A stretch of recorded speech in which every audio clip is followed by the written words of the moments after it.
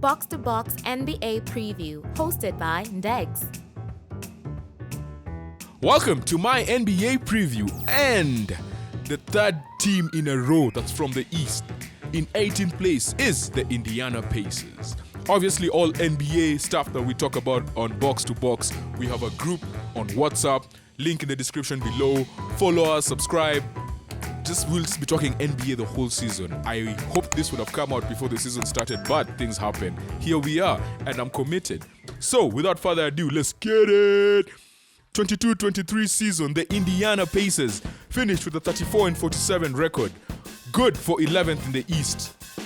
And they missed the play-in tournament. They started 23-18 last season. This actually gave fans like a lot of belief. Like, oh, whoa, Pacers are for real? For real? But yeah, they ended up missing the play-in, as I said. They had a 26-22 record when Haliburton and Miles Turner were on the floor. If you guys have not watched Tyrese Haliburton, I suggest you watch this kid. He led the league in assists. The entire league in assists. Like, this boy is bad news. Like, Tyrese, and like, he had to be rewarded, right? Like, he was given a 5-year $260 million contract. He got the bag. 5-year $260 million contract. So Haliburton was just something else, different gravy. He was an all-star as well. This team, they've built around young players. They have shown a lot of grit. They actually embody the personality of their coach, Rick Carlisle, who is a coach. He won the title with the Mavs in 2011, I think, when they beat LeBron with Dirk. Yeah, so the team is built around toughness, right? So Aaron Nesmith, Andrew Nembhard as well, rookie last year, he's now a sophomore. Benedict Mathurin is looking like a star. One thing that they needed in this team is actually two things. They needed a power forward and they needed multiple guys that can defend around the perimeter.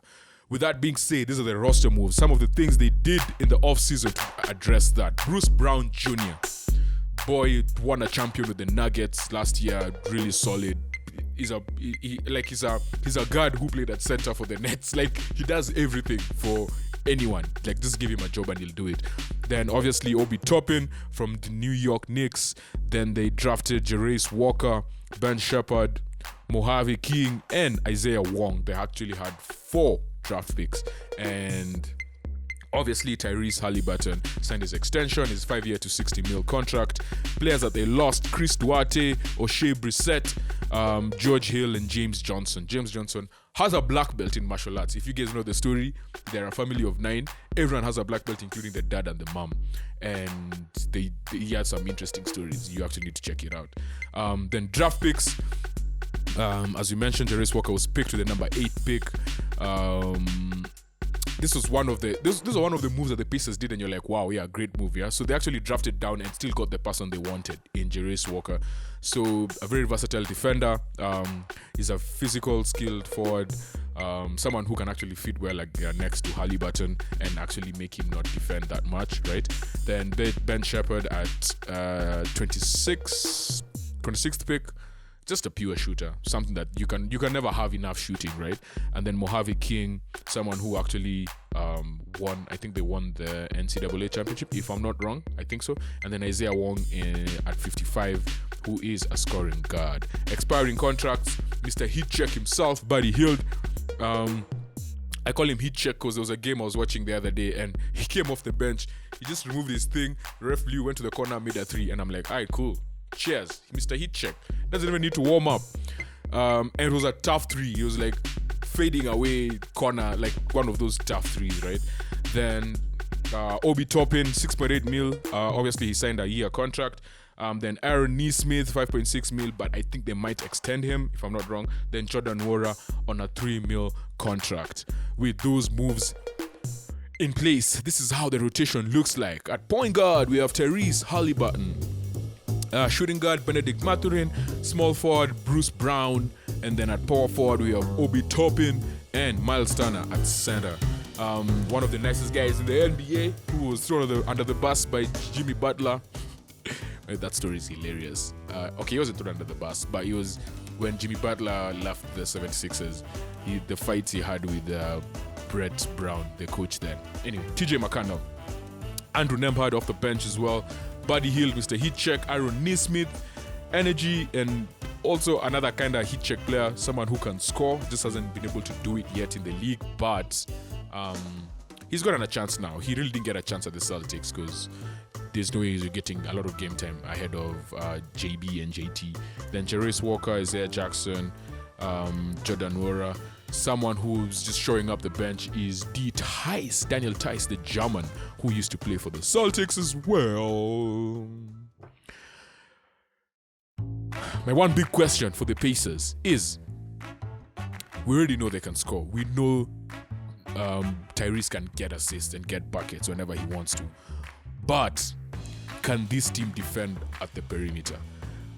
It's becoming a theme that many of these teams, my one big question is defense, right? Which is just true, because someone like the Pacers, like, we already know what they can do, right? So they need to add they need to be good on both sides of the ball. You cannot be scoring and it's easy to score on you, right? So they needed a power forward. They got Obi Topping, someone who's very athletic, someone who's also a slasher, athletic, I've said that, but someone who can dunk, just get easy assists for the likes of Tyrese, right?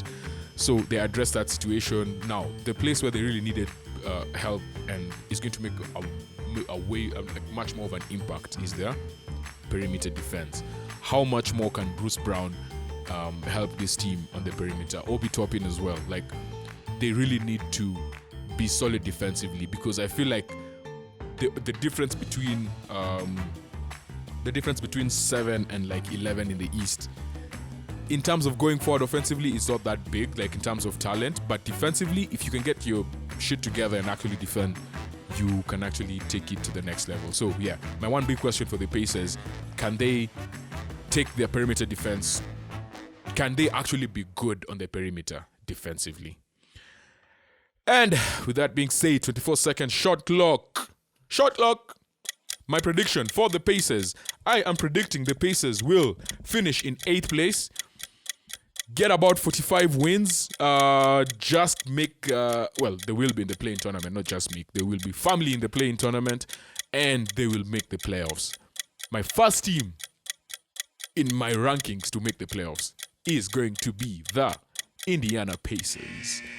And with that, we are done with Indiana. We're going to move on to 17th place. Another East team. We're going 4 in a row. Another East team. Hint who it is. They are the president of basketball operations. Has the same name as a Kenyan tribe. See you. 17th place coming soon. Ready for the ultimate slam dunk of content?